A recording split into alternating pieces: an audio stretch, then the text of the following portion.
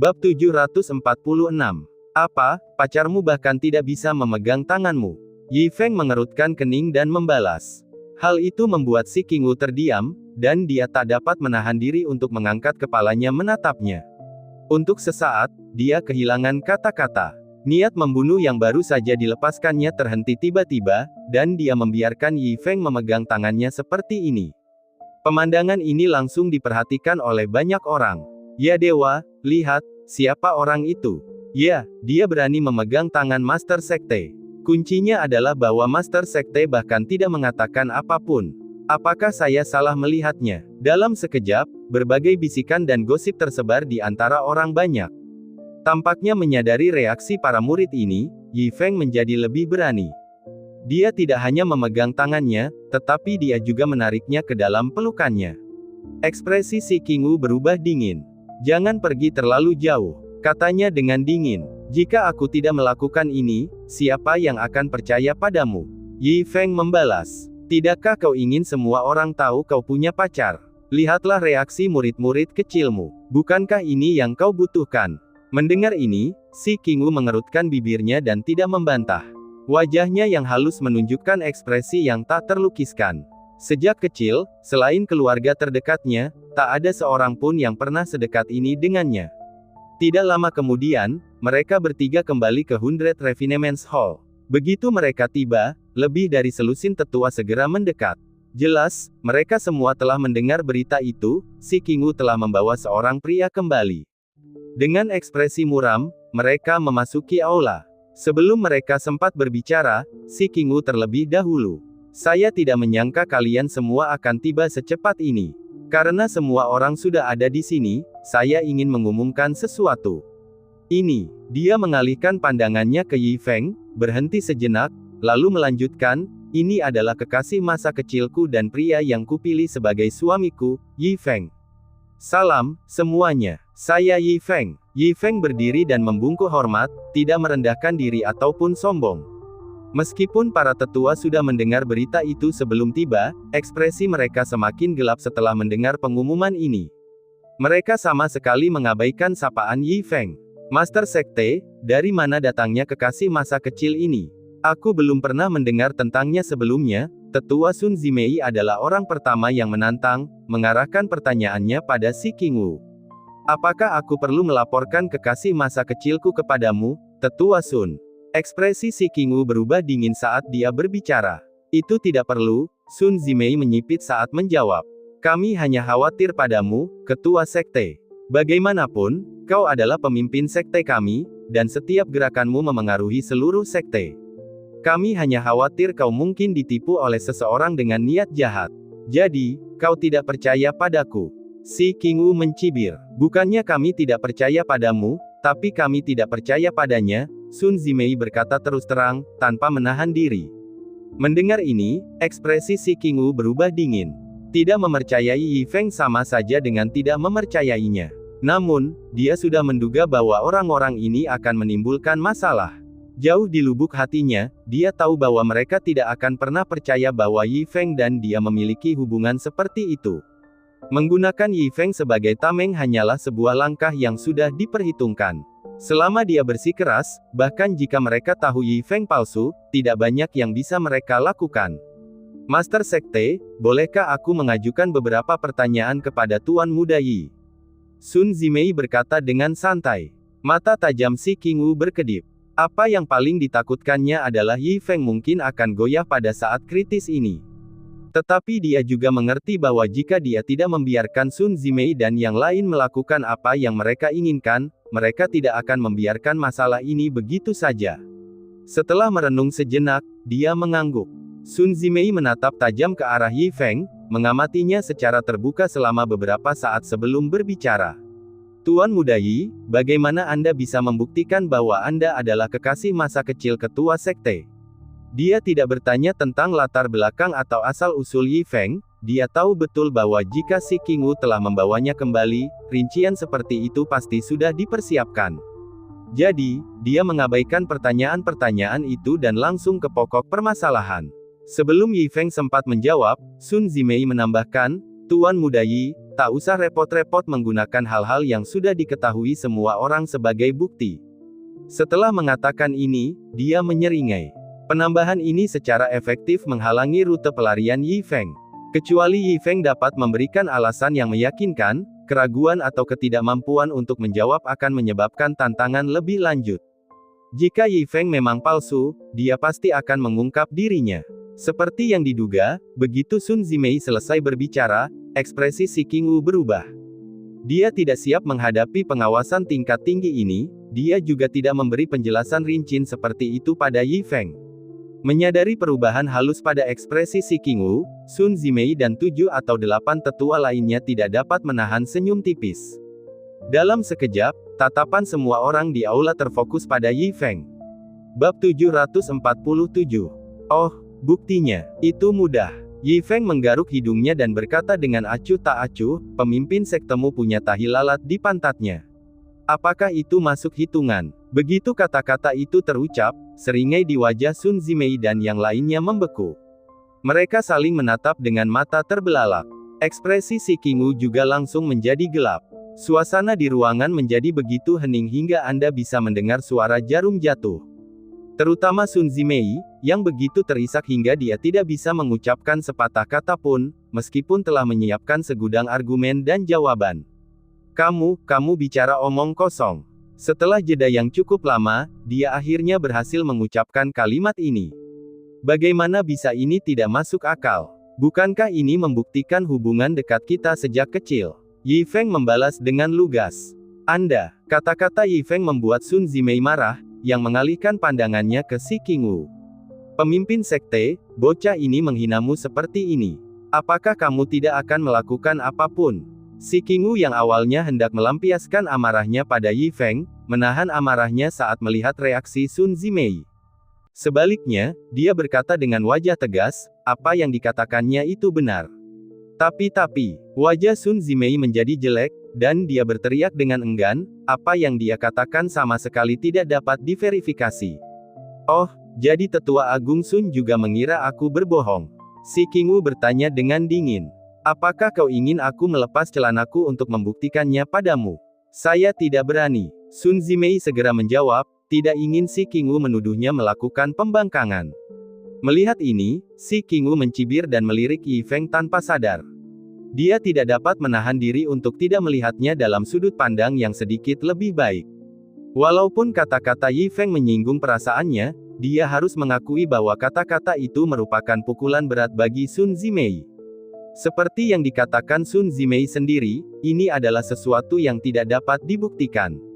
Meskipun semua orang tahu tidak ada tahi lalat, tidak ada yang dapat mereka lakukan, karena mereka tidak mungkin memaksanya melepas celana untuk membuktikannya. Jadi, meski taktik Yi Feng tampak kasar, sebenarnya cukup brilian. Sekarang Yi Feng telah membuktikan hubungannya denganku, apakah ada hal lain yang ingin kau katakan? Si Qingwu bertanya dengan nada merendahkan. Mendengar hal itu, para tetua yang tadinya membuat onar, terdiam, muka mereka seperti habis memakan sesuatu yang menjijikan.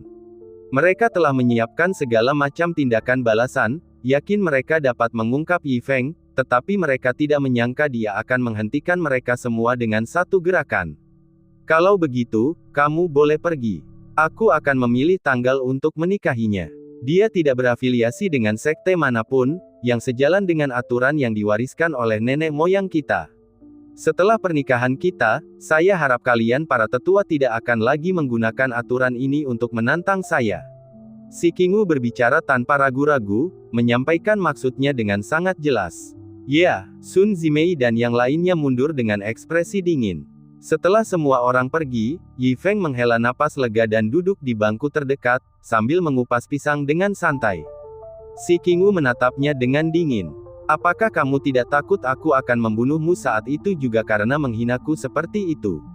Si Qingwu bertanya dengan santai. Kau orang yang pintar, kata Yi Feng acuh tak acuh. Lagi pula, kau bukan tipe orang yang peduli dengan gosip. Si Qingwu tertegun sejenak. Tampaknya dia sedang merenungkan kata-kata Yi Feng. Setelah beberapa lama, dia tersenyum dan memuji, kali ini kamu melakukannya dengan baik. Sangat baik, tapi kau harus tinggal di sini lebih lama. Kau baru bisa pergi setelah posisiku benar-benar aman. Tidak akan lama, paling lama 1 atau 2 bulan. Bagus. Yi Feng mengangguk. Meskipun ia sangat ingin menemukan muridnya, ia tahu bahwa mengasah kapak tidak akan menunda penebangan kayu bakar. Dengan sumber daya yang cukup, ia dapat mencapai tujuannya dengan lebih efektif. Sementara itu, Anda harus berhati-hati. Mereka tidak akan membiarkan hal ini terjadi dan pasti akan mengambil tindakan lebih lanjut. Si Qingwu melanjutkan, tentu saja, selama aku di sini, tidak akan terjadi apa-apa padamu. Pergilah dan istirahatlah sekarang. Dengan itu, si Qingwu melambaikan tangannya yang bagaikan batu giok, memerintahkan bawahannya untuk membawa Yi Feng pergi. Yi Feng menetap di sebuah halaman kecil, di mana ia tinggal dengan damai selama beberapa hari. Awalnya, beberapa murid ditugaskan untuk melayaninya, tetapi dalam sehari, semuanya kecuali satu anak muda yang naif telah pergi. Terlebih lagi, kemanapun dia pergi, dia disambut dengan tatapan meremehkan dan gosip. Orang-orang memanggilnya orang yang tidak berguna. Mereka mengejek bagaimana si Qingwu, seorang jenius yang muncul sekali dalam 1000 tahun dan pemimpin sekte 100 penyempurnaan, telah memilih seorang teman masa kecil yang tidak berguna sebagai suaminya. Beberapa bahkan membanggakan diri karena menantang Yi Feng. Jelaslah bahwa para tetua berada di belakang ini, mengipasi api. Lagi pula, dengan adanya si Qingwu, mereka tidak berani bertindak melawan Yi Feng secara terbuka. Jadi mereka menggunakan metode tidak langsung, dengan menggunakan opini publik untuk menekan Yi Feng agar mengungkap jati dirinya. Berapa banyak orang yang dapat tetap tenang di bawah beban ejekan dan gosip yang menyebar luas seperti itu? Bab 748. Dan secara kebetulan, Yi Feng adalah salah satu orang seperti itu. Tekanan opini publik. Tidak ada. Satu-satunya perhatiannya adalah uang. Sementara itu, di aula utama 100 penyempurnaan. Si Qingwu duduk di ujung ruangan, dengan sosok berpakaian hitam berdiri dengan hormat di sampingnya. Sejujurnya, anak ini cukup bisa diandalkan. Meskipun banyak ejekan dan hinaan yang ditujukan kepadanya, dia tidak peduli. Dia hanya menghabiskan hari-harinya dengan minum dan memancing. Sosok berpakaian hitam itu terkekeh. Sebenarnya aku khawatir dia tidak akan mampu menahan tekanan dan berhenti begitu saja. Tapi sepertinya aku terlalu memikirkannya. Si Qingwu mengangguk dengan sungguh-sungguh dan berkata, kita hanya perlu bertahan selama 1 bulan lagi. Begitu aku berhasil mewarisi warisan pemimpin sekte, semua akan beres. Saat dia berbicara, sudut bibirnya sedikit melengkung. Namun sesaat kemudian, wajahnya tiba-tiba memucat dan dia memuntahkan darah. Tidak bagus. Ekspresinya menjadi gelap saat dia cepat-cepat menyegel beberapa titik akupunturnya. Pemimpin sekte, apa yang terjadi? Sosok berpakaian hitam itu menatapnya dengan khawatir. Saya baru saja mencapai terobosan baru-baru ini, dan basis kultivasi saya tidak stabil. Hal itu menyebabkan reaksi keras, kata si Qingwu dengan ekspresi serius. Tapi kamu, tatapan khawatir sosok berpakaian hitam itu terus tertuju padanya. Ini cukup serius. Aku mungkin perlu menyendiri selama beberapa hari, kata si Qingwu dengan sungguh-sungguh. Dan aku butuh bantuanmu untuk menjagaku selama waktu itu. Tapi kalau kita berdua menyendiri, bagaimana dengan anak itu? Ekspresi sosok berpakaian hitam itu berubah serius. Bulan terakhir ini adalah saat yang kritis. Sun Zimei dan yang lainnya tidak akan pernah menyerah. Mereka pasti akan terus bergerak. Mereka tidak dapat menandingi kekuatan, gengsi, atau kontribusimu terhadap sekte. Satu-satunya titik lemah yang dapat mereka manfaatkan adalah Yi Feng. Jika ada yang salah dengannya, semua usaha kita akan sia-sia. Alis si Qingwu berkerut erat. Dia ragu-ragu, tidak yakin apa yang harus dilakukan. Namun sebelum dia dapat berbicara, seteguk darah kembali mengalir dari bibirnya, dan seluruh sikapnya tampak semakin melemah. Melihat ini, sosok berpakaian hitam itu segera mendukung si Qingwu. Lupakan saja, pemimpin sekte. Mengingat kondisimu saat ini, kita harus bergegas dan menyembuhkan luka-lukamu dengan menyendiri, kata sosok berpakaian hitam itu dengan khawatir. Lagi pula, tidak ada yang lebih penting daripada kesehatanmu. Si Qingwu menggigit bibirnya, ekspresinya dipenuhi dengan keengganan. Tetapi setelah menilai kondisi energi internalnya, dia menyadari bahwa dia tidak punya pilihan selain mengasingkan diri. Baiklah. Sebelum kita mulai, bawa Yi Feng ke sini, katanya setelah ragu sejenak. Baiklah, Aku akan segera pergi. Sosok berpakaian hitam itu segera pergi. Tidak lama kemudian, dia kembali bersama Yi Feng ke aula utama. Dalam waktu singkat saat Yi Feng tiba, kondisi si Qingwu semakin memburuk. Wajahnya yang halus kini sepucat kain. Namun, dia memaksa dirinya untuk bertahan dan menunggu kedatangan Yi Feng. Ada apa denganmu? Yi Feng tak dapat menahan diri untuk bertanya saat melihatnya. Kau tidak perlu khawatir tentang itu, kata si Qingwu dengan ekspresi tegang. Kita buat ini singkat saja. Aku tidak punya pilihan selain mengasingkan diri selama beberapa hari, dan bayangan hitam perlu menjagaku selama waktu itu. Jadi, untuk beberapa waktu ke depan, kami tidak bisa menjagamu. Sun Zimei dan yang lainnya tidak akan menyia-nyiakan kesempatan ini. Kalian harus menghadapi semua masalah ini sendiri. Oh. Yi Feng menanggapi dengan acuh tak acuh. Melihat reaksi Yi Feng yang acuh tak acuh, si Qingwu tertegun sejenak. Dia tidak dapat menahan diri untuk bertanya, hanya itu yang ingin kau katakan? Hanya, oh, oke. Yi Feng menambahkan kata lainnya. Si Qingwu terdiam, luka-lukanya hampir kambuh lagi karena frustrasi. Tidak bisakah anak ini memahami bahayanya situasi ini? Reaksinya sangat lambat sehingga dia benar-benar tidak merasa percaya diri meninggalkannya sendirian di luar. Memikirkan hal ini, si Qingwu menatap Yi Feng dengan sangat serius dan mengulangi instruksinya kata demi kata. Ingat apa yang kukatakan. Selama ini, jangan percaya pada siapapun. Jika kau menghadapi masalah, jangan bertindak gegabah. Jika ada yang bertanya padamu, katakan saja kau tidak tahu. Segalanya, dan maksudku segalanya, harus menunggu sampai kita keluar dari pengasingan. Apakah kamu mengerti? Baiklah, aku mengerti. Yi Feng menjawab. Baru setelah memastikan bahwa Yi Feng benar-benar menuruti kata-katanya, si Qingwu menghela napas lega. Ia melambaikan tangannya dan berkata, kau boleh pergi. Tepat saat Yi Feng berbalik untuk pergi, dia tiba-tiba memanggilnya lagi. Yi Feng menoleh menatapnya. Si Qingwu ragu-ragu sejenak sebelum mengeluarkan jimat dari cincin penyimpanannya. Ini adalah jimat teleportasi sekali pakai. Di saat kritis, kamu tidak perlu khawatir tentang pengaturan kita, si Qingwu memberi instruksi dengan sungguh-sungguh. Jika nyawamu dalam bahaya, kamu dapat menggunakannya untuk berteleportasi kapan saja. Setelah menjelaskan cara menggunakan jimat itu, si Qingwu segera memasuki ruang pengasingan. Bab 749. Yi Feng benar-benar tidak mengerti mengapa si Qingwu bersikap begitu berhati-hati. Meskipun sekte ini tampak cukup besar, kekuatan anggotanya tidaklah mengesankan. Di matanya, mereka semua hanyalah sekelompok orang lemah. Apa yang mungkin dilakukan sekelompok orang lemah itu padanya? Dalam sekejap mata, 2 atau 3 hari telah berlalu. Selama waktu ini, ejekan dan gosip tentang Yi Feng di luar semakin meningkat. Beberapa bahkan berdiri di luar pintunya, meneriakkan hinaan dan menantangnya untuk berkelahi. Namun Yi Feng tidak menghiraukannya sama sekali. Dia telah menyiapkan sepasang penyumbat telinga dan bersantai dengan malas di kursi malasnya, berjemur di bawah sinar matahari. Pada saat itu, sebuah suara datang dari sampingnya. Tuan, apakah Anda ingin makan sesuatu? Yi Feng mengalihkan pandangannya ke arah pembicara. Pelayan kecil itulah yang melayaninya.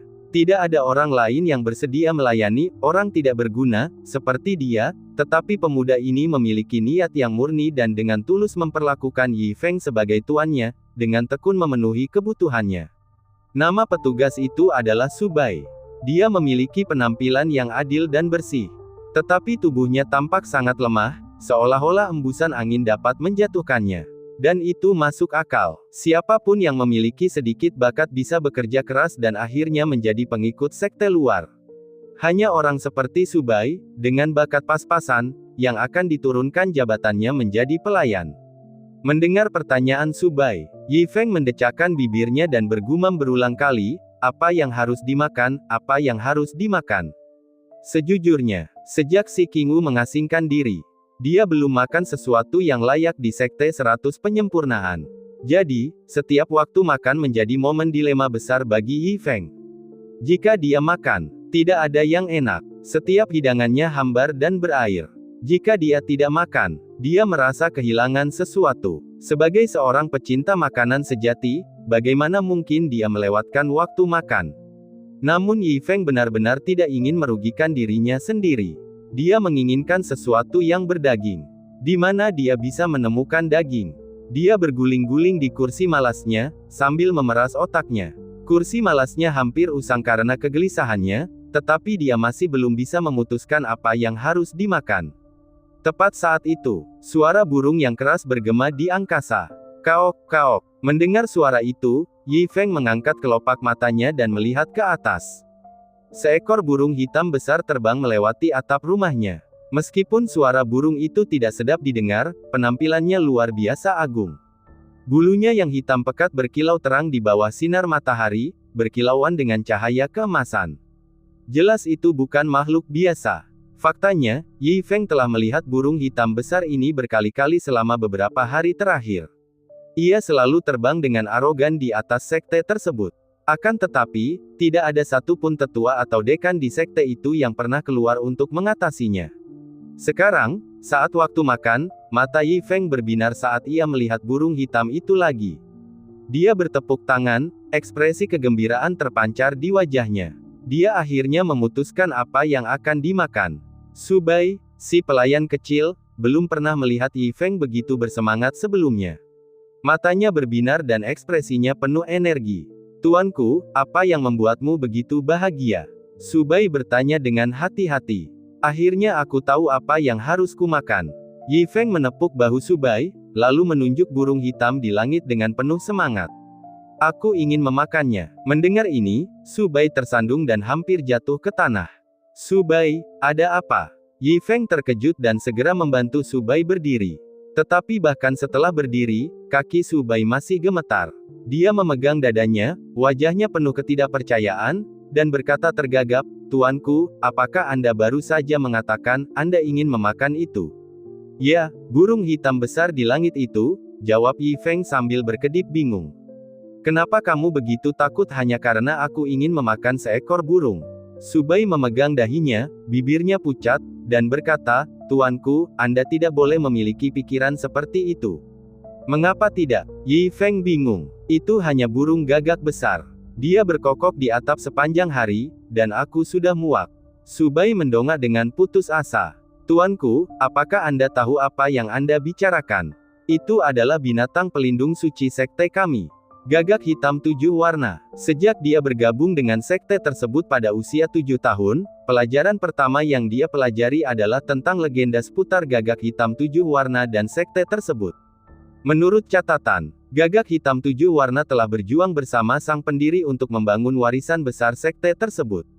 Bahkan setelah kenaikan jabatan sang patriark, gagak hitam 7 warna tetap ada dan menjadi binatang penjaga sekte 100 penyempurnaan. Meskipun gagak hitam 7 warna memiliki temperamen yang ganas dan sering menyebabkan kekacauan di sekte tersebut, bahkan melahap beberapa murid setiap bulan, yang membuat banyak orang kesal. Itu masih merupakan binatang penjaga suci, dengan status terhormat dan kekuatan besar. Bahkan pemimpin sekte dan tetua agung tidak berani memprovokasinya dan harus membiarkannya melakukan apa yang diinginkannya. Memikirkan hal ini, Subai menarik napas dalam-dalam. Mencoba menenangkan dirinya. Jika dia menceritakan semua ini pada Yi Feng, dia yakin Yi Feng akan gemetar ketakutan dan jatuh ke tanah. Bagaimanapun, meskipun Yi Feng menyandang status bangsawan sebagai suami pemimpin sekte, kultivasinya rendah, dan kekuatannya mungkin tidak jauh lebih baik dari Subai. Kalau dia tahu latar belakang gagak hitam 7 warna, bukankah dia akan ketakutan? Untuk menyelamatkan Yi Feng dari keterkejutan seperti itu, Subai yang baik hati memutuskan untuk menyimpannya untuk dirinya sendiri dan hanya tersenyum pahit. Tuanku, saya pikir lebih baik kita tidak memakannya. Mengapa tidak? Tidak bisakah aku memakan burung gagak yang bau itu? Yi Feng tiba-tiba berdiri, satu tangan di pinggul dan tangan lainnya menunjuk ke arah Subai. Ayo, petik gagak bau itu, rebus, dan buatkan aku semangkuk sup yang enak. Aku ingin makanan yang layak. Dia tidak makan daging selama berhari-hari, dan mulutnya hampir berair. Yang dapat dipikirkannya sekarang hanyalah semangkuk sup gagak. Tuanku, Subai menghentakkan kakinya dengan frustrasi. Bahkan jika Anda benar-benar ingin memakannya, saya tidak memiliki kemampuan untuk menangkapnya untuk Anda. Itu adalah binatang suci. Bagaimana mungkin seorang pelayan seperti dia bisa mengalahkannya? Dia mungkin akan dimangsa oleh gagak hitam 7 warna bahkan sebelum dia sempat mendekat. Kau bahkan tidak bisa menangkap seekor burung gagak yang bau. Yi Feng menatap Su Bai sambil mendesah. Kau benar-benar lemah. Mendengar ini, Su Bai merasakan gelombang ketidakberdayaan. Tuanku, bukan karena aku lemah, hanya saja gagak hitam 7 warna terlalu kuat. Bahkan pemimpin sekte pun tidak akan mampu melawannya. Melihat ekspresi menyedihkan Su Bai, dan mengingat betapa tekunnya pemuda itu melayaninya selama beberapa hari terakhir, Yi Feng berpikir bahwa ia dapat menggunakan sistemnya untuk menghabiskan sejumlah poin keberuntungan dan memberikan sedikit peningkatan pada kultivasi Su Bai, sehingga lebih mudah baginya untuk menangani tugas ini. Dengan mengingat hal itu, Yi Feng duduk kembali di kursi malasnya. Kemarilah, aku akan memberimu sedikit kekuatan kultivasi agar kau dapat dengan mudah menangkap gagak bau itu. Hah! Su Bai benar-benar bab 750. Meskipun dia tidak begitu mempercayainya, Su Bai tetap melangkah maju tanpa sadar. Yi Feng mengaktifkan sistemnya, mengonsumsi 1 poin keberuntungan, dan menunjuk langsung ke Su Bai. Pada saat berikutnya, Su Bai membelalakkan matanya karena tidak percaya. Tulang-tulang tubuhnya berderak tiada henti. Sirkulasi darahnya meningkat 100 kali lipat. Dia tidak dapat berhenti mengeluarkan kentut yang berisik, berdenting dan berdenting. Hanya dalam beberapa tarikan napas, ia merasa seringan bulu, seakan-akan ia dapat terbang ke udara kapan saja. Ini. Merasakan perubahan dalam tubuhnya, pikiran Su Bai menjadi kosong sepenuhnya.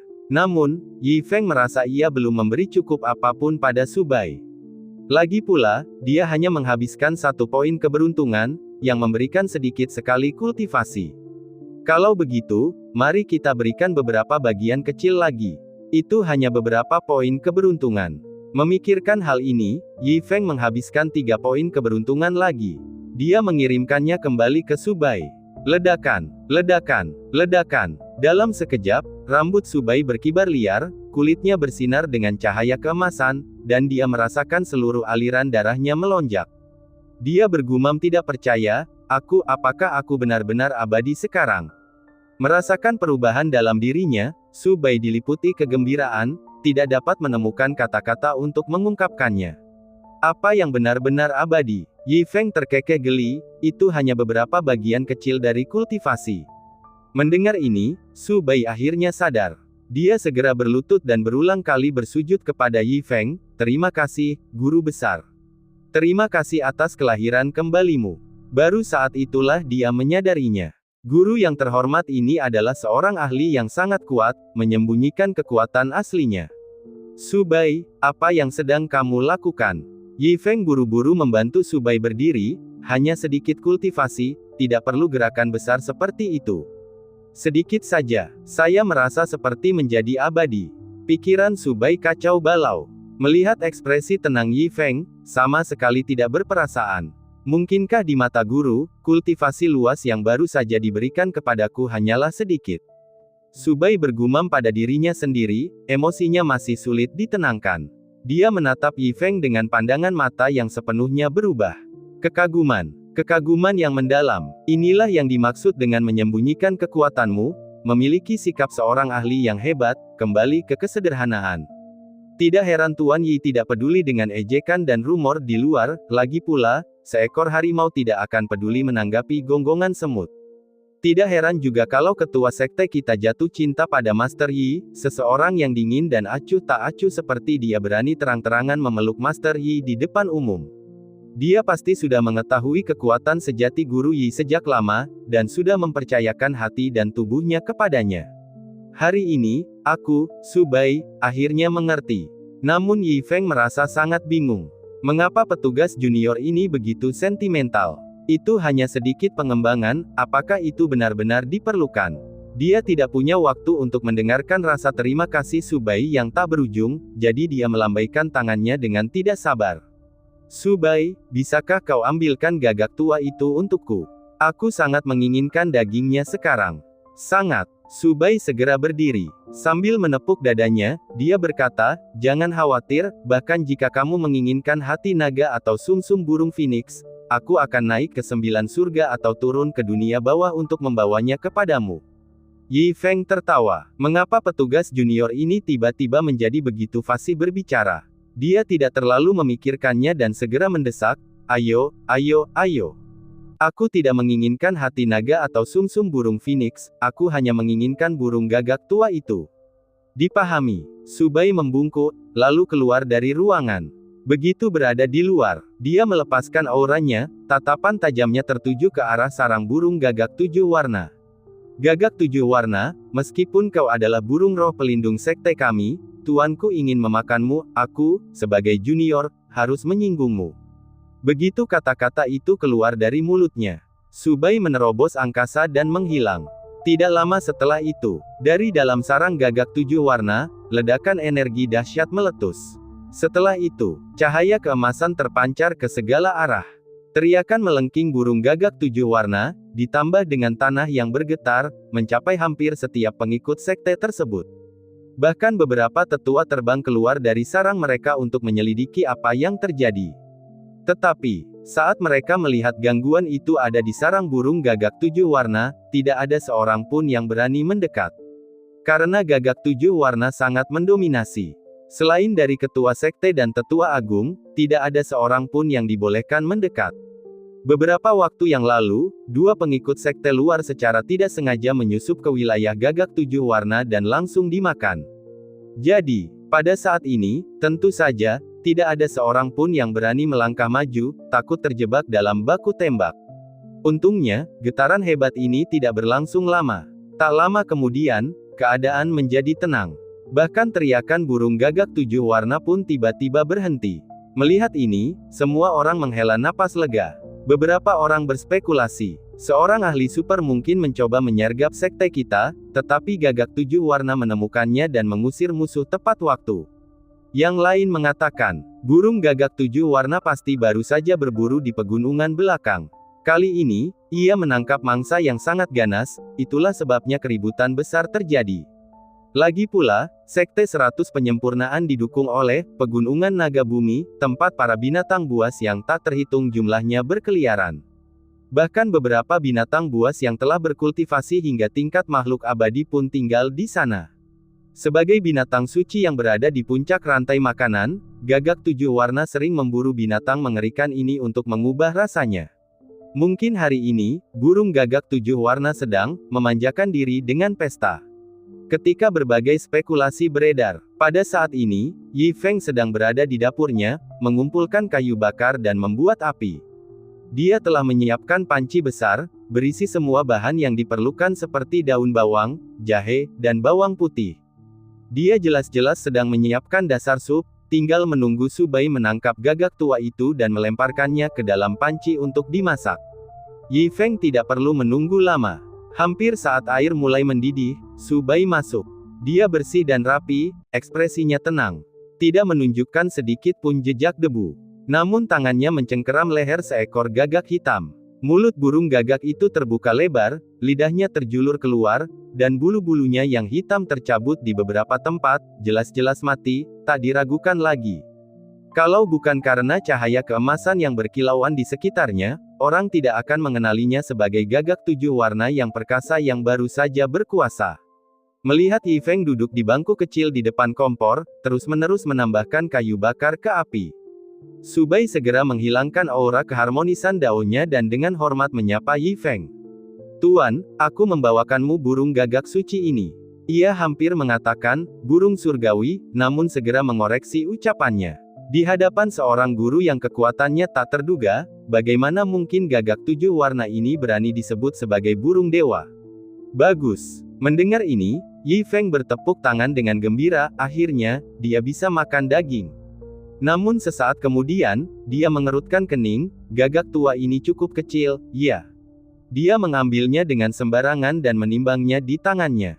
Lebih dari 1 pon. Jumlah daging yang sedikit itu tidak akan memuaskan selera makannya.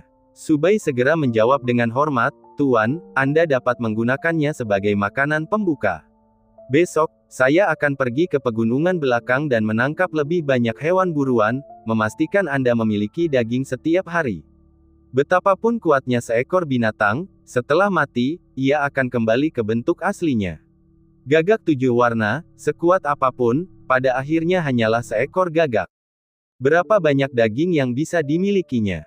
Tetapi selama Tuan masih mau makan, meskipun aku harus menangkap semua binatang buas di pegunungan naga bumi, memangnya kenapa? Anak muda, kamu tahu bagaimana menyenangkan orang. Yi Feng menatap Su Bai dengan pandangan penuh penghargaan. Sambil mencabut bulu burung gagak 7 warna, dia mempertimbangkan apakah dia harus memberi hadiah kepada Su Bai dengan sedikit tambahan kultivasi. Dipuji oleh Yi Feng membuat Su Bai merasa sangat bersyukur. Dia hampir berharap bisa segera bergegas ke pegunungan dan menangkap lebih banyak binatang buas untuk Yi Feng. Sejak saat itu, hari-hari Yi Feng menjadi lebih nyaman. Di bawah pemerintahan Su Bai, ia makan daging pada setiap waktu makan. Dan disajikan dengan berbagai cara. Hari ini ikan, besok rusa, lusa unggas, lusa amfibi.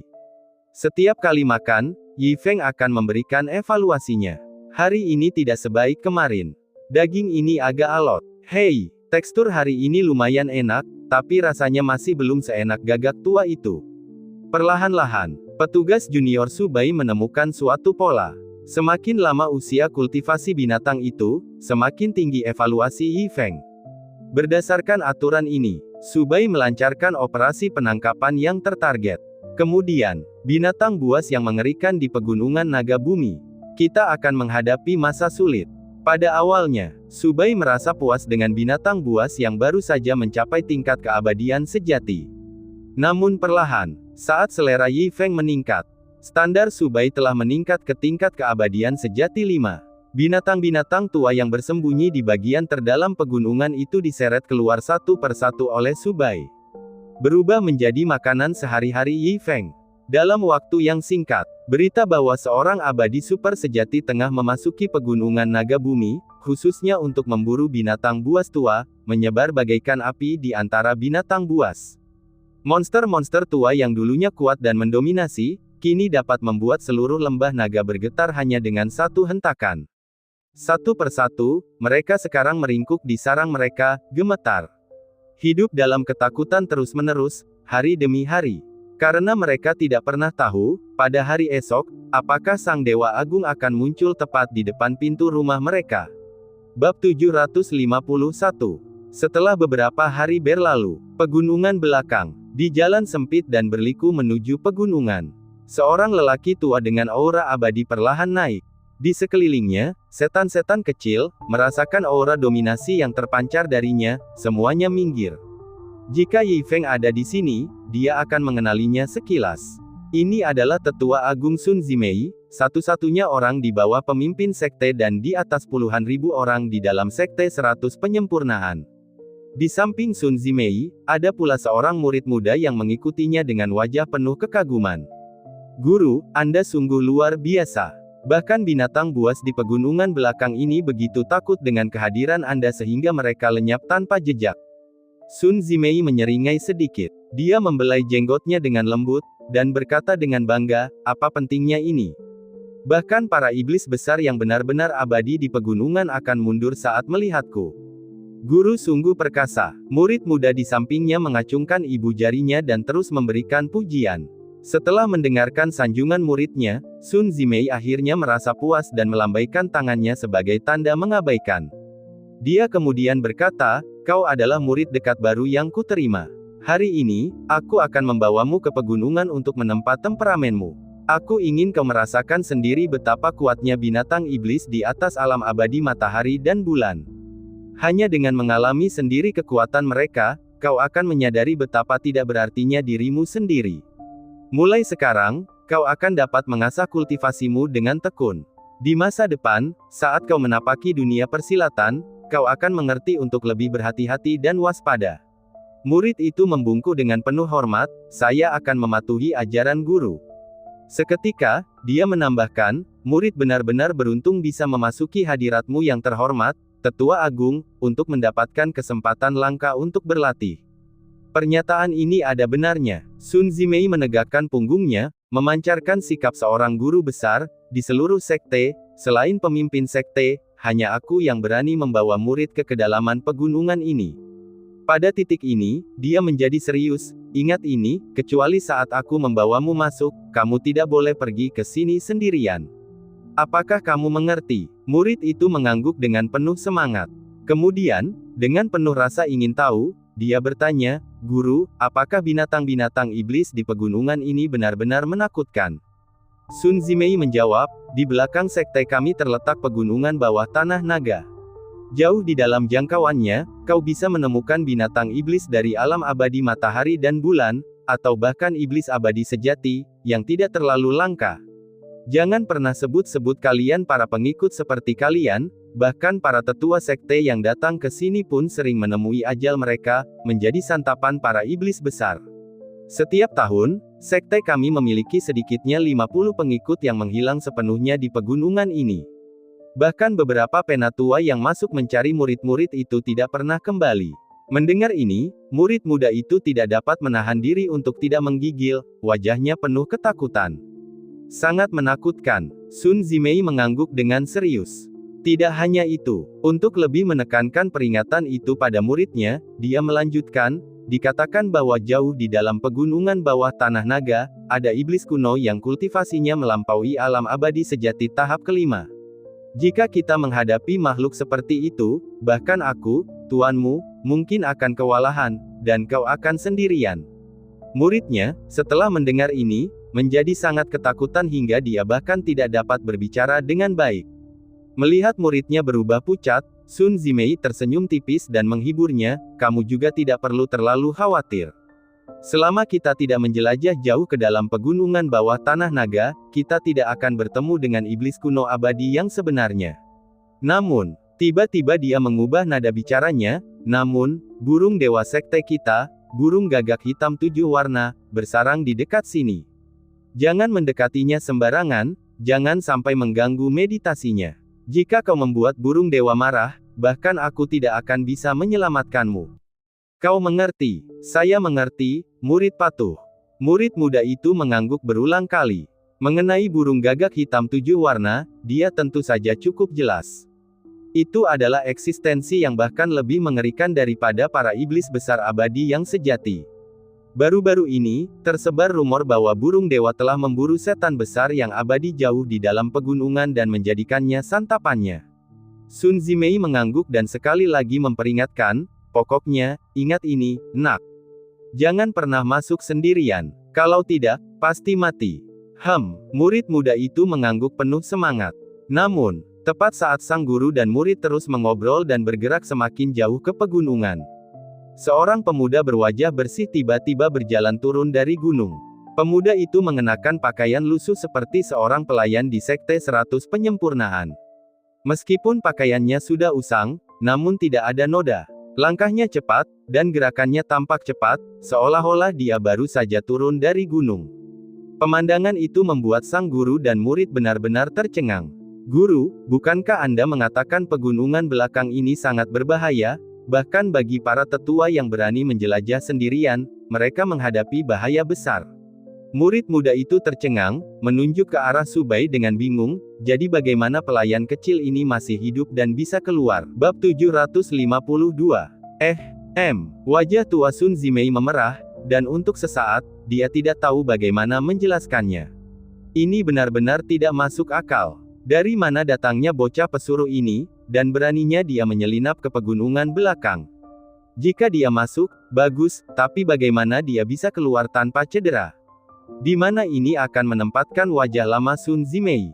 Setelah banyak pertimbangan, dia hanya bisa bergumam, "Kebetulan. Ini pasti kebetulan. Bocah pesuruh kecil ini sungguh sangat beruntung. Dia tidak bertemu Yaosu, monster, manapun, dan lihatlah pakaiannya, tidak ada sedikit pun air mata.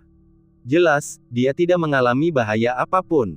Pada titik ini, dia akhirnya menemukan alasan, dan martabat seorang majikan kembali berada di tangannya.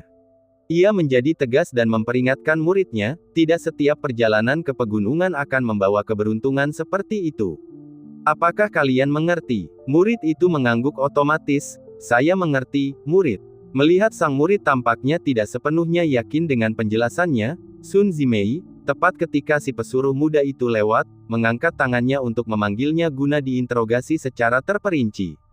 Namun, sebelum Sun Zimei sempat bereaksi, Subai berjalan melewatinya, hanya mengangguk sedikit dan berkata, salam, tetua, sebelum melangkah pergi. Hei, kamu tunggu. Sebelum Sun Zimei sempat menyelesaikan ucapannya, Su Bai sudah berjalan menuruni gunung. Di mata Su Bai, kalau bukan karena kesopanan, dia tidak akan repot-repot mengucapkan salam itu sama sekali. Bagaimanapun, dia sekarang milik seseorang yang lebih agung. Menundukkan diri kepada orang lain hanya akan mencoreng reputasi atasan tersebut. Lebih-lebih lagi, benua ini diperintah oleh yang kuat.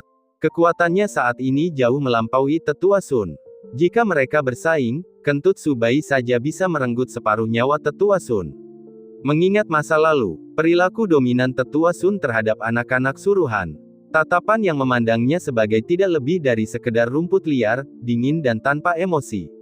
Su Bai tidak akan pernah melupakannya seumur hidupnya. Bahkan ketika saudara perempuannya sakit parah, bahkan setelah dia berlutut dan memohon, tetua Sun tidak pernah memberinya bahkan satu ramuan pun. Dengan kekuatan Su Bai saat ini, tidak membalas dendam sudah merupakan tanda kemurahan hatinya. Saat Su Bai benar-benar tak terlihat, Sun Zimei akhirnya tersadar kembali ke dunia nyata. Dia dengan marah bertanya, apakah kamu ingat wajah anak pesuruh itu? Ya, saya ingat. Jawab murid itu segera. Pergi. Setelah kembali, bahkan jika kau harus mengacak-acak seluruh tempat pesuruh, kau harus menemukan pesuruh itu untukku. Dia harus belajar apa artinya menghormati orang yang lebih unggul darinya dan apa artinya memerintah dengan kekuatan. Saya memilikinya, murid. Tuan, jangan khawatir. Aku pasti akan memberi pelajaran pada bocah kurang ajar itu. Murid itu berjanji berulang kali. Sun Zimei mengangguk puas. Kemudian, dengan lambaian tangannya, dia berkata, ayo, kita pergi ke pegunungan dulu. Aku akan mengajakmu berlatih untuk merasakan ketakutan terhadap monster yang kuat. Begitu kau menjelajah jauh ke pegunungan, kau akan mengerti mengapa aku mengatakan bahwa anak pesuruh itu hanya beruntung. Kedalaman gunung itu dipenuhi dengan kengerian yang tak terbayangkan. Mendengar hal itu, sang murid menjadi semakin gugup. Dia tergagap, guru, mungkin kita harus pergi ke pegunungan lain kali saja. Denganku di sini, apa yang kau takutkan? Sun Zimei mengerutkan kening karena tidak senang, tetapi tetap menghiburnya, jangan khawatir. Selama kita tidak masuk ke kedalaman, kita tidak akan bertemu monster di level Dewa Agung atau lebih tinggi. Aku secara alami dapat melindungimu. Setelah berkata demikian, ia dengan paksa menarik muridnya dan melaju kencang masuk lebih dalam ke pegunungan. Setelah menjelajah sedikit lebih dalam, Sun Zimei berbicara lagi untuk memperingatkan muridnya. Nak, kita sudah dekat dengan kedalaman pegunungan sekarang. Monster-monster kuat seperti yang ada di alam abadi matahari dan bulan dapat muncul kapan saja, dan bahkan monster-monster tingkat Dewa Agung yang sesungguhnya pun mungkin akan ditemui. Tetaplah dekat denganku. Muridnya yang mendengar hal itu segera menarik lengan baju gurunya. Wajahnya pucat sementara dia dengan gugup melihat sekelilingnya, takut disergap oleh monster. Namun, bahkan setelah keduanya menjelajah lebih jauh ke pegunungan lagi, mereka tetap tidak menemui monster apapun. Tak ada satupun monster tingkat Dewa Agung, bahkan monster alam Dewa Matahari dan Bulan pun tak terlihat. Itu aneh. Sun Zimei berhenti, mengerutkan kening sambil berpikir. Biasanya, saat dia membawa murid-muridnya ke pegunungan dalam untuk berlatih, dia akan menghadapi paling sedikit 3 atau 5 monster tingkat Dewa Agung tanpa harus sampai sedalam ini. Tetapi kali ini, bahkan setelah menjelajah sejauh ini, mereka belum melihat sehelai pun monster. Apa yang sedang terjadi? Bab 753. Berbeda dengan ketidakpastian Sun Zimei, murid muda di sisinya benar-benar santai saat ini. Sambil menunjuk seekor tikus yang menyelinap di kejauhan, dia terkekeh, "Guru, apakah ini setan besar yang Anda sebutkan? Tampaknya cukup berbahaya, jauh lebih besar daripada tikus-tikus di sekte kita." Dasar bocah kurang ajar. Sun Zimei menepuk bagian belakang kepala murid itu. Dia menggerutu, "Kamu hanya beruntung kali ini, tapi hari ini, aku akan memastikan kamu bisa melihat sekilas seperti apa rupa iblis yang sebenarnya." Sambil berbicara, dia meraih murid itu dan mulai terbang cepat menuju kedalaman pegunungan. Dengan sekali gerakan, Sun Zimei terbang langsung ke jantung pegunungan. Area ini bukanlah sesuatu yang bisa dimasuki begitu saja oleh binatang abadi sejati biasa, atau bahkan mereka yang berada di atas peringkat kelima. Biasanya, bahkan Sun Zimei sendiri tidak berani melangkah terlalu dalam. Namun hari ini, ada sesuatu yang terasa sangat aneh. Seluruh pegunungan itu sangat sunyi. Seolah semua binatang di dalam pegunungan bawah tanah naga telah libur, tidak meninggalkan sehelai pun rambut pun. Apa yang sebenarnya terjadi? Sun Zimei sangat marah. Dia merasa kewibawaannya sebagai seorang guru sedang ditantang seperti yang belum pernah terjadi sebelumnya. Dia telah dengan sungguh-sungguh memperingatkan muridnya sebelumnya, bahwa memasuki kedalaman gunung berarti kematian yang pasti. Di dalam jangkauannya, binatang buas berkeliaran dengan bebas. Tapi sekarang, rasanya hampir sama tenangnya seperti piknik. Apa gunanya pelatihan di sini? Bukankah dia akan menjadi bahan tertawaan di mata muridnya? Melihat kesulitan Sun Zimei, sang murid tertawa gugup. Dia berkata dengan nada menyanjung, "Tuan, mungkin sebaiknya kita kembali sekarang. Binatang-binatang di padang gurun pasti terintimidasi oleh kekuatanmu dan bersembunyi." Sun Zimei mengerutkan kening. Dia tahu persis seberapa kuat dirinya, jadi mengapa setan-setan besar itu takut padanya? Ia menyadari bahwa ia baru saja direndahkan dan muridnya menjadi gugup. Dengan panik, dia menjelaskan, "Guru, apa yang saya maksud adalah, Anda benar, iblis-iblis besar di pegunungan yang dalam benar-benar menakutkan, lebih dari apapun yang pernah saya lihat." Saat dia berbicara, seekor tikus besar lainnya melesat melewatinya tanpa suara. Murid itu dengan santai menendangnya dengan jentikan kakinya. Mengatakan hal itu tidak membantu. Setelah mendengar kata-kata muridnya, Sun Zimei merasa semakin tersinggung. "Apa, jadi menurutmu aku hanya mencoba menakutimu?" Tanpa basa-basi lagi, Sun Zimei kembali meraih murid itu dan terbang langsung menuju ke suatu lokasi tertentu. Dia tahu bahwa di dekat sana, di sebuah gua yang jauh di dalam pegunungan, hiduplah seekor beruang iblis bermata 3 dengan tingkat kultivasi dewa sejati tingkat 4. Biasanya, dia tidak berani mendekati tempat itu. Bahkan dengan tingkat kultivasinya sendiri yaitu True Immortal Tier 4, menghadapi beruang iblis bermata 3 akan menempatkannya pada posisi yang kurang menguntungkan. Tapi hari ini, untuk memberi pelajaran kepada muridnya dan menjunjung tinggi martabatnya sebagai seorang guru, dia bersedia mengambil risiko. Mungkinkah beruang iblis bermata 3 juga menghilang? Jika kau melihat beruang itu, jika kau tidak mengompol, aku akan berlutut dan memanggilmu Tuan. Sambil menyeringai, dia dengan hati-hati mendekati gua itu sambil menggendong muridnya. Namun, setelah melihat lebih dekat ke dalam, dia tercengang. Gua itu kosong. Tidak ada tanda-tanda keberadaan beruang setan bermata 3. Sun Zimei benar-benar bingung. Beruang yang telah diam-diam berkultivasi dalam gua ini selama ribuan tahun telah menghilang. Dia merasa seolah-olah dirinya sengaja menjadi sasaran. Seolah-olah surga sendiri sedang mengejeknya. Apakah dia benar-benar akan dipaksa untuk memanggil muridnya sebagai gurunya? Dia menolak menerima ini. Dengan hati-hati melangkah ke dalam gua, dia mengamati pemandangan itu dengan saksama. Ekspresinya langsung berubah.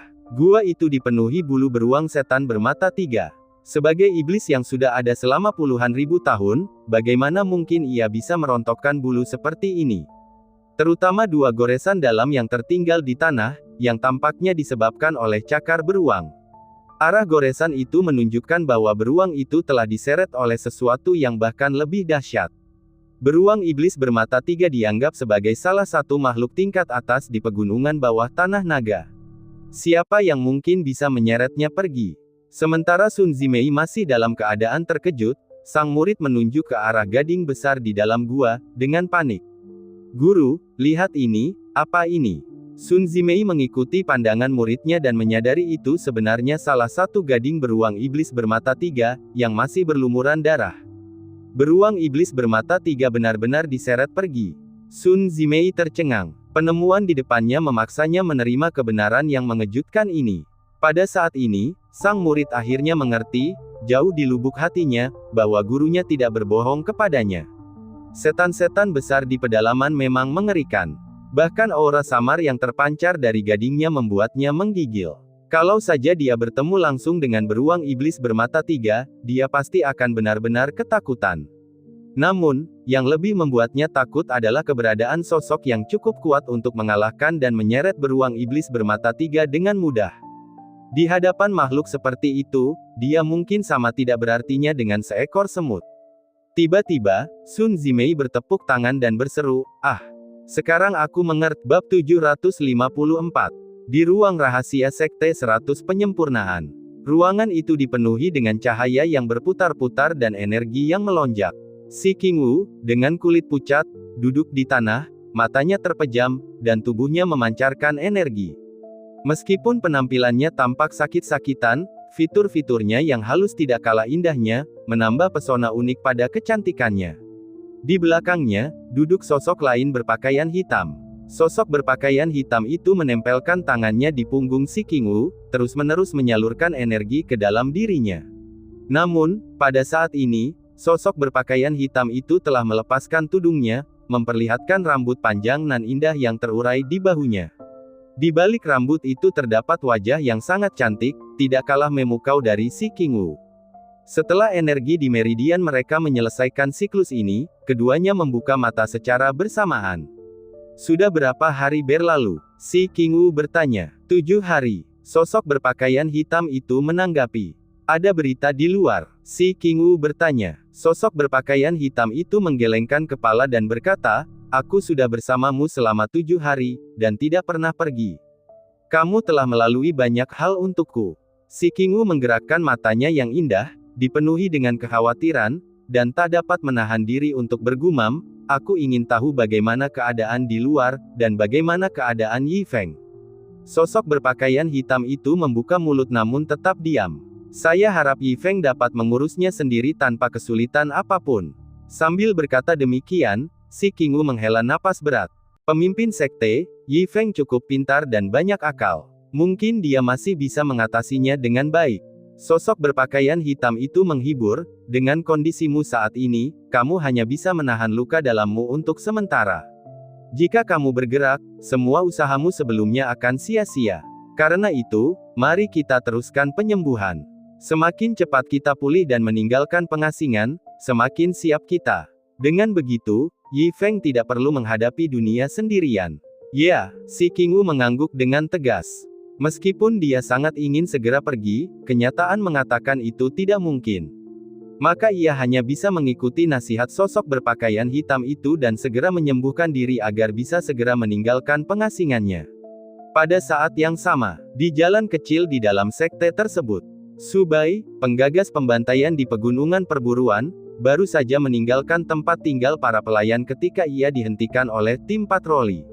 "Berhenti, kamu mau kemana?" Pemimpin regu memeriksa Su Bai dengan dingin. Mengantarkan makanan kepada tuannya, Su Bai mengangkat bungkusan itu di belakangnya dan berbicara dengan tenang. "Teruskan." Pemimpin regu melambaikan tangan dengan tidak sabar, "Hati-hati akhir-akhir ini. Jangan meninggalkan sekte kecuali jika perlu. Dengan musuh di gerbang, jangan pertaruhkan nyawamu dengan bersikap sembrono." "Oh." Su Bai mengangguk, ekspresinya tidak terganggu saat dia melanjutkan langkahnya. "Bos, seluruh sekte sedang gelisah, tapi pelayan rendahan ini tampaknya tidak gugup sama sekali." Melihat hilangnya sosok Su Bai, seorang anggota patroli terkekeh. "Apa yang kamu tahu?" Pemimpin regu itu mencibir, "Sampah tak berguna macam ini, bahkan berjalan pun bisa tersandung.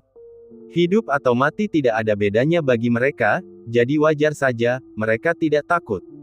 Saat dia berbicara, tiba-tiba dia mengeluarkan suara, "Aduh," dan jatuh ke tanah. "Bos, apa yang terjadi padamu?" Pemimpin regu itu tersipu malu saat dia berdiri, "Tempat ini terasa agak aneh, ayo pergi." Di kejauhan, Su Bai menarik jarinya, lalu melemparkan pandangan dingin ke arah kelompok yang melarikan diri. Kemudian dia menggelengkan kepalanya dan bergumam, "Mengapa aku harus marah pada orang-orang bodoh ini? Tuanku sedang menunggu giliran." Dia melangkah keluar, dan sekejap kemudian, dia menghilang tanpa jejak. Di halaman kecil, Yi Feng berbaring di kursi goyang, bergoyang santai. Melihat Su Bai masuk, dia berkata dengan nada malas, "Kau di sini. Apa yang kau bawa untukku hari ini?" Su Bai mengubah sikapnya sepenuhnya, sekarang penuh rasa hormat, "Tuan, saya menangkap seekor merak untuk Anda hari ini, itu bisa dimakan, saya kira." Nyatanya, itu adalah Raja Suci Merak yang tingkat kultivasinya berada pada tahap abadi sejati tingkat 5. Namun Su Bai sengaja menghilangkan rinciannya. Lagi pula, bagi tuannya, bahkan iblis dewa sejati tingkat 10 pun tidak ada bedanya dengan binatang buas biasa. Setelah serangkaian persiapan yang cermat, mencabut bulu dan memasak, Yi Feng dengan senang hati menyantap daging merak itu sambil mengangguk puas. Lumayan, daging ini lebih mengenyangkan daripada yang sebelumnya. Saya senang Anda menikmatinya, Guru. Subai menjawab dengan hormat, lalu ragu-ragu.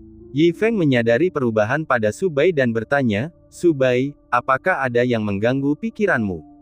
Mendengar ini, Subai mula-mula menggelengkan kepalanya, lalu mengangguk. Apa yang ada dalam pikiranmu, katakan saja. Yi Feng mengambil tulang kaki, mengunyahnya sambil bertanya. Subai menundukkan kepalanya, Tuan, saya ingin mengambil cuti besok. Hah? Dan apa rencanamu? Subai menggertakkan giginya, hadiri pernikahan mantan pacarku. Puff. Yi Feng tertawa terbahak-bahak. Setelah terbatuk 2 kali, dia terkekeh, kamu punya kebiasaan yang aneh, iya. Saya malu telah mengganggu Anda, Guru. Wajah Subai memerah, dan dia menjelaskan, dia dan aku tumbuh bersama, tetapi dia meninggalkanku setahun yang lalu karena dia pikir aku tidak berguna dan terlibat dengan seorang tuan muda dari keluarga terpandang. Sekarang pernikahan mereka sudah dekat, dia mengirim seseorang untuk memberiku undangan beberapa waktu lalu, memintaku untuk menghadiri pernikahan mereka. Awalnya, saya tidak mau pergi, itu hanya akan membuat saya malu. Di sini, nada bicara Subai berubah, tetapi karena aku beruntung bisa bertemu denganmu, Guru, dan kau memberiku kekuatan, sehingga aku bisa membalikkan keadaan, kurasa aku ingin. Yi Feng menunjuk tulang ke arah Subai sambil tertawa, kau ingin pergi dan pamer. Subai menggaruk kepalanya dengan canggung, suaranya rendah, mohon beri saya izin, Guru. Bab 755.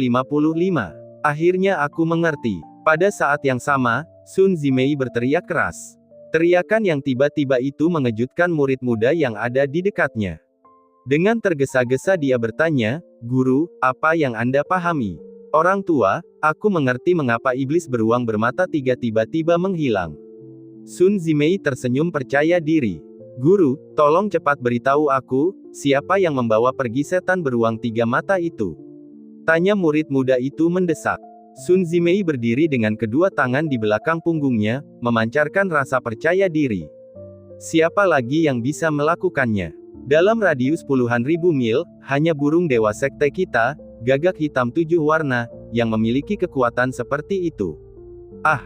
Murid muda itu terkejut. Apakah kau mengatakan bahwa Gagak Hitam 7 warna telah membawa pergi setan beruang 3 mata? Tepat. Sun Zimei terkekeh. Gagak Hitam 7 warna itu memang ganas dan sering memakan murid-murid sekte kita.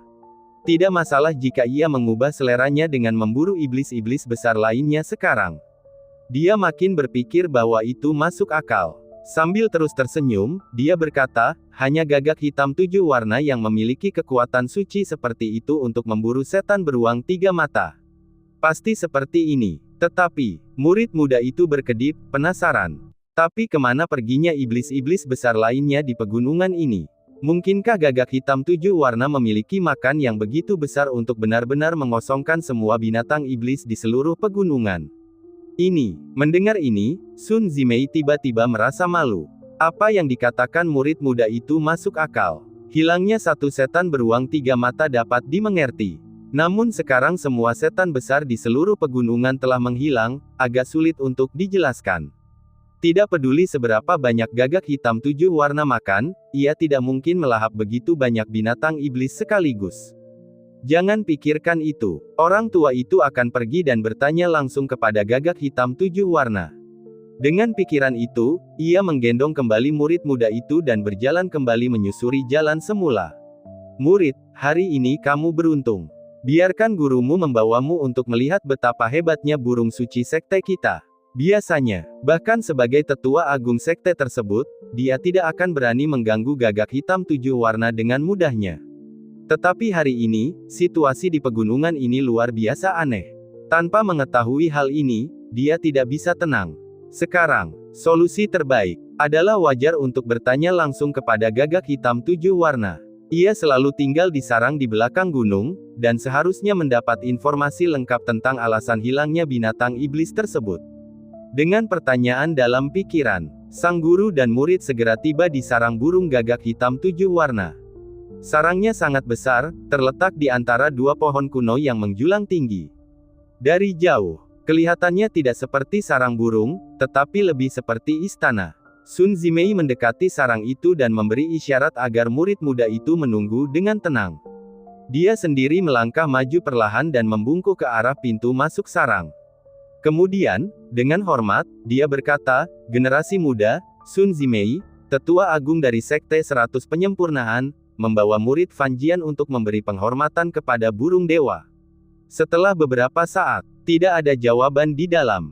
Mungkinkah burung dewa sedang tidur siang? Lalu dia meninggikan suaranya dan berseru lagi. Kali ini, masih tidak ada suara. Tepat saat Sun Zimei mengerutkan kening dan merasa ada yang tidak beres, murid muda itu diam-diam merangkak dari belakang.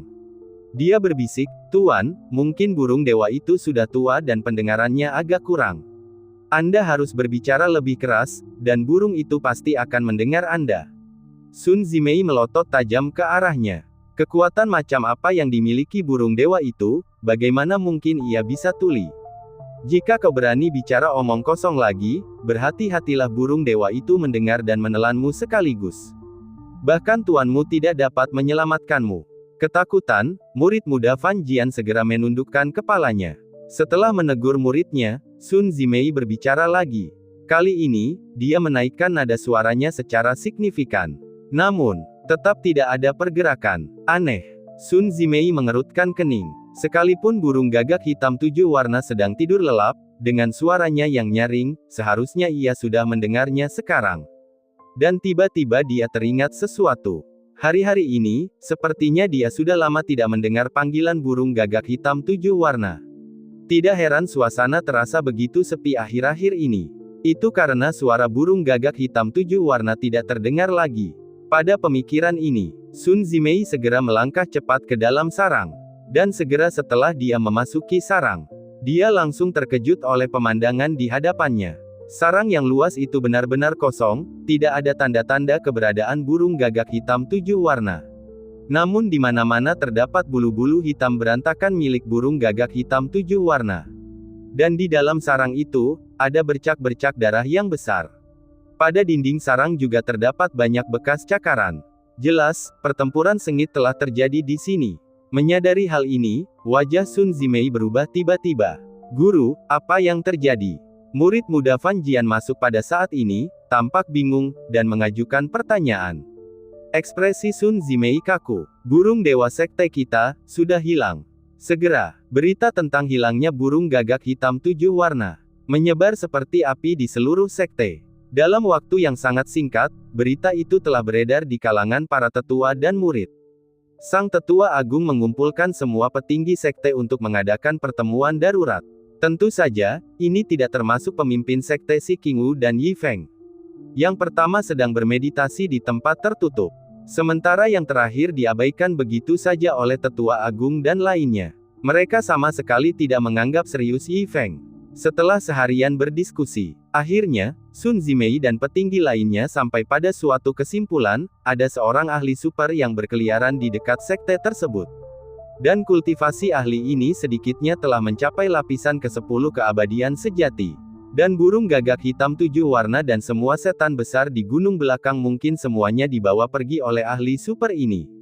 Sekarang, mereka tidak yakin apakah ahli super ini adalah kawan atau lawan. Jika sang ahli memendam permusuhan terhadap Sekte 100 Penyempurnaan. Agar aman, sekte tersebut segera mengaktifkan peringatan level 1 dan mulai menyelidiki masalah tersebut secara menyeluruh. Dalam waktu singkat, sekte itu dipenuhi dengan kegelisahan.